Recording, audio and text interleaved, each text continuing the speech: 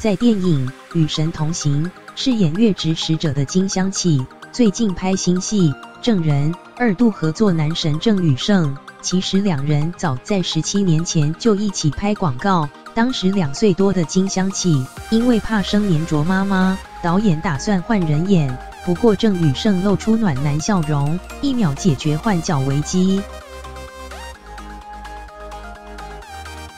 电影《证人》这案子由你负责，我们有一名证人，请对镜头自我介绍。自我介绍，他有自闭症吗？金湘起扮演自闭症少女，撞见一桩谋杀案，成了唯一目击证人。郑宇盛饰演的律师，要想办法让他出庭作证。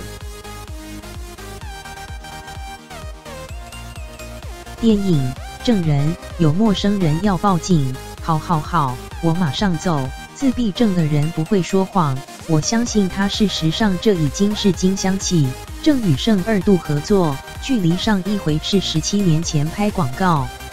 当时2岁多的金湘起还因为怕生黏着妈妈，差点被导演换角，直到郑宇盛露出笑容，瞬间解决换角危机。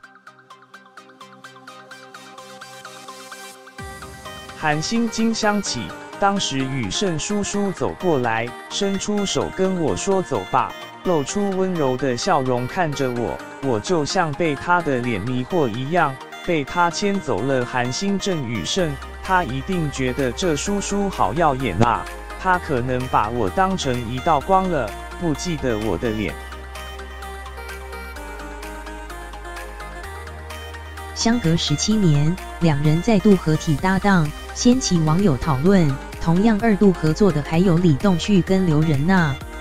鬼怪 CP 李栋旭、刘仁娜再度合体拍新戏，其中这幕天桥相遇的桥段，让人忍不住想到当年鬼怪的这一幕。